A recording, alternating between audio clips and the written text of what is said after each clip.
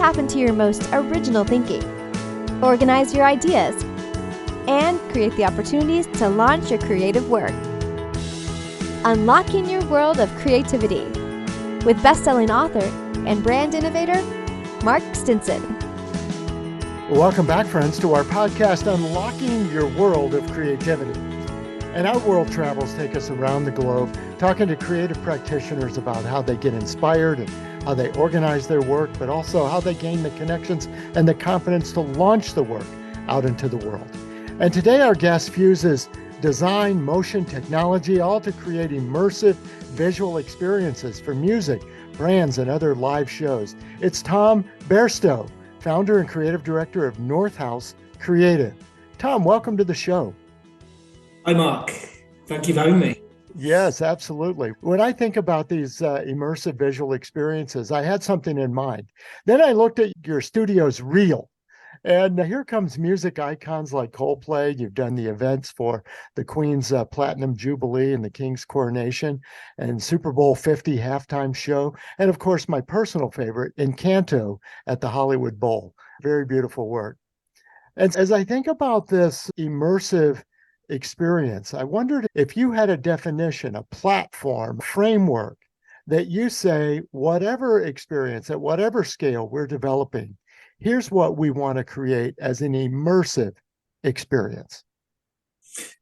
Yeah, it's a really good question. I think if we roll back to the start of Northhouse and where my journey began, it came from very much, I was a musician. I played in bands, I toured in bands, and I discovered a love for the live environment. And actually, it was the connection between people, music, the full package really that completed the live music experience.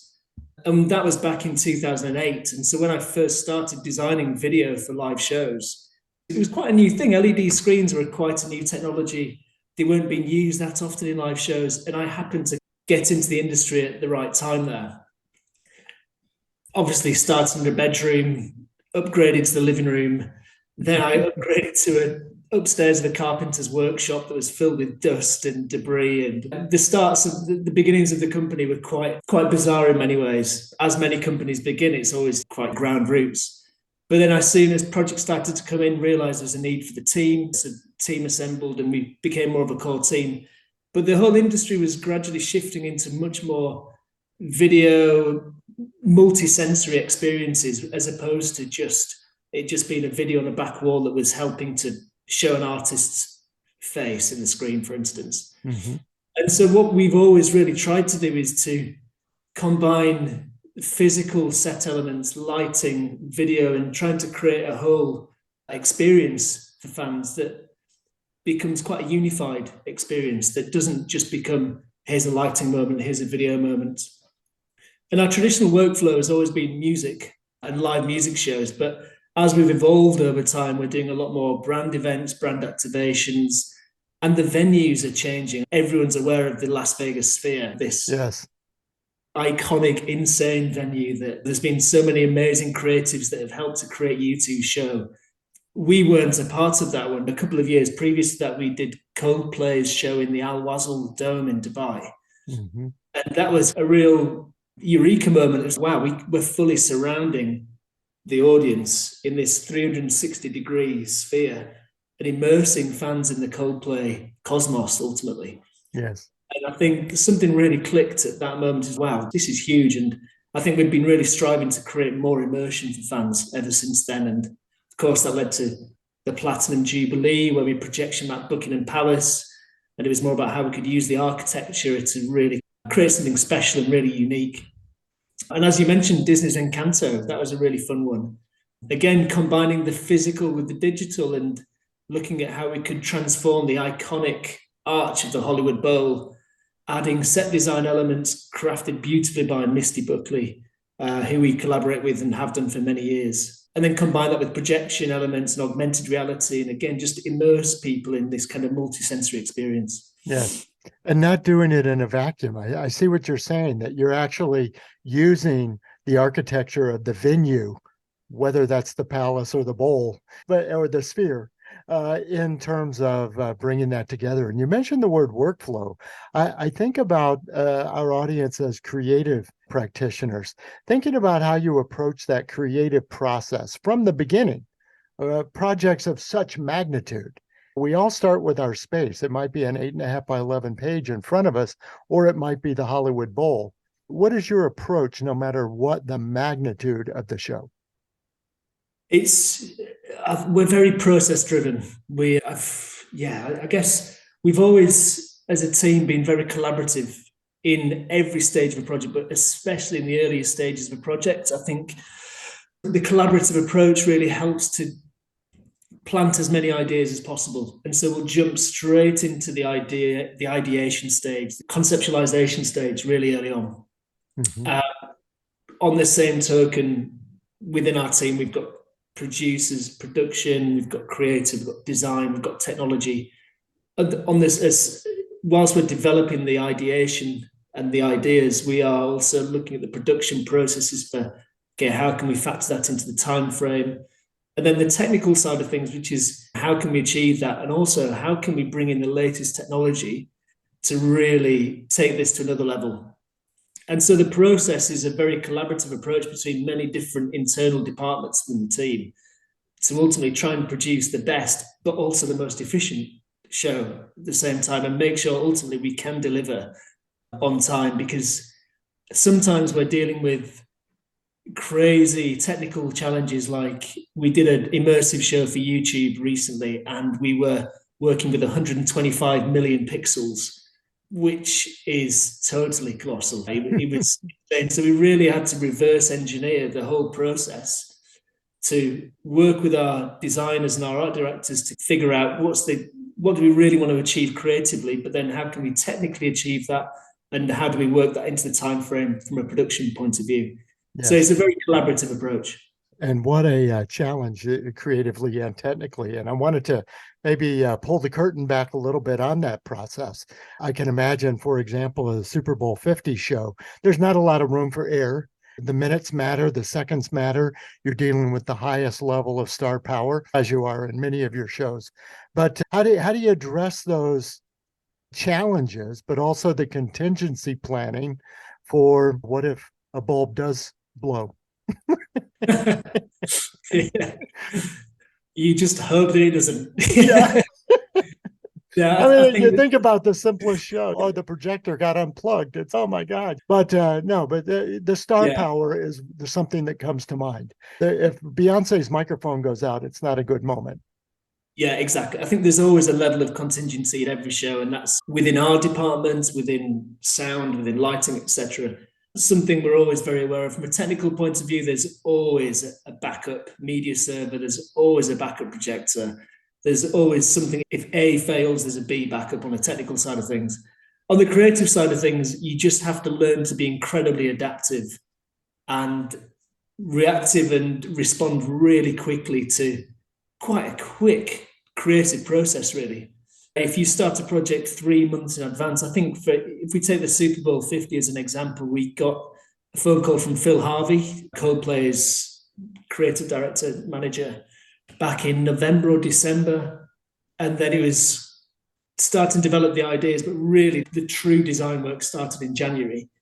Obviously, that led into the Super Bowl in February. We were out in LA. We had a week rehearsing in Sony Studios in LA. And it was just a really quick, reactive, obviously a really fun and creative process, but we had to respond fast to ideas that were coming in.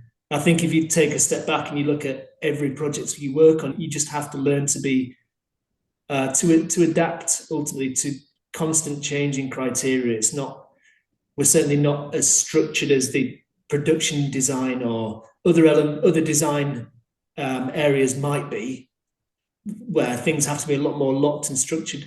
We have to adapt to many moving parts and many creatives having a lot of input. And taking the Super Bowl 50 as an example, I remember doing the last few bits. Where was this now? So I think it was a few days before the show, in transit between LA and San Francisco, I think, or San Jose, should I say. I was finishing off a few elements on the flight and sending that over plane Wi-Fi. It's literally that fast. Yes. So it keeps it exciting, it keeps you on your toes, but you just got to make sure you adapt to it, really. Yes. Like many studios and agencies and designers, you certainly have a fingerprint to your work. Do you feel like that you're working across genres, of course?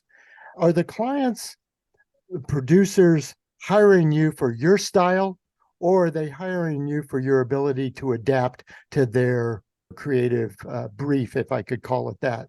Because the genres are so distinct. A live music performance versus maybe a concert venue of some other kind. I'm interested in the adaptability of your approach. Yeah, it's a good question. I think, of course, there's always a balance. We've got the responsibility to ensure that we can deliver at the end of the day. Ultimately, we want to work with our clients and collaborate and partner with them to create something. So it's not a case of this is the idea and this is rigid. It's more a case of we're going to work through the creative process with you right through to the final delivery. But I'd like to say that our existing clients come back to us because I'd say there's 50%, maybe more, is the product. And then the other 50% is ultimately the service. And obviously that is in many design industries. It's the fact that we work closely with our clients. We're very focused on process and very focused on delivering on time at every stage of the project, and also making sure that it's a nice process for everyone we're working with. Because why do you get into the creative industry in the first place? It's to have fun and create and explore ideas. And so we want to make sure that's always a factor in every project we're doing. And obviously on the other side of it, we consistently push to make the best design, visuals, experience. We consistently push to make sure that we're pushing the boundaries and making sure that everything we deliver, we're really happy with, and that everyone else is as well. Yes, I'd love to explore both of those with you a little more. First, the service and the fun and the creative environment. Clearly, collaboration is key. The credits might be short, 5 or 6 people get their name on the work, but dozens are involved. How do you build that collaboration into the process? Especially, there's a lot of creative egos in our business, let's face it. Yeah, I guess collaboration is really at the center of everything we do, and that's internally as a team and with your kind of first point of contact clients and the extended clients as well. As a team, we're highly collaborative. Like I said earlier, we work together in the ideation stages, but we're always in the studio. I think that's a big thing. We've got a lovely studio, converted warehouse right next to London Bridge Station, right next to the Shard. And everyone's pretty much in full time. And that's a big factor of how we operate. We're really collaborative. We've got a lot of specialists that kind of can dive into their own sectors, but ultimately we come together to ideate. With our clients, we love the conversation back and forth. We continuously make sure that we're all involved in things. We'll try and come to them with as many solutions as possible, but ultimately want them to be involved in the process at each step of the way. Obviously, that varies from client to client. Some clients would rather take a step back and just make sure you can just do your magic. Yeah, exactly. Can you do your magic? And that's been said quite a few times. Others want to be more involved. So obviously, you adapt based on the client. But then there's the extended team as well, who will be consistently collaborating with lighting designers, with set designers, with the audio team, etc. And we're always making sure that everyone's involved in the conversation, and ultimately it's collaboration, it's communication, it's making sure that everyone's aligned and on the same wavelength. Mm-hmm. And then the second topic of pushing the limits, I think about innovation in your field. No time to sit back on your laurels and say, hey, that was a great show. The phone's ringing, the messages are coming in, the new business pitches are coming. What do you do to say, we keep pushing? Yeah. It's a blessing and a curse. I think many of us in the creative industry, I know myself for sure, are burdened with this need and this desire and this hunger to constantly find the next thing. What's the next thing? What's the latest thing? And you explore so many areas for inspiration. And it's a really interesting question. The big thing for me is where, as a team, everyone's looking into different areas for what's the latest and greatest use of technology, and how can we feed this into our work. we've got what we call our tech deck, which is hundreds of pages of inspiration that we can then just pull out of and feed into a project when we're ready to feed it in. But for me, I'm always very aware that the biggest source of inspiration is when you actually give yourself time to actually stop focusing on what's next and you take a step back and you just focus on being in the present moment. Go for a walk in nature, sit on a train, put your phone to the side and look out the window and just allow your head to do some creation rather than consuming constantly and looking for reference points. So I think that's always a big thing I keep reminding myself of. It's so easy to get caught up in looking everywhere else at other people's work for inspiration when really a lot of it can be in your head and you can ideate it and just give yourself the time and the breathing space to do so. Yeah. I love a guy who works in technology and design and motion who says, I get inspiration from nature. It does go back to basics, doesn't it?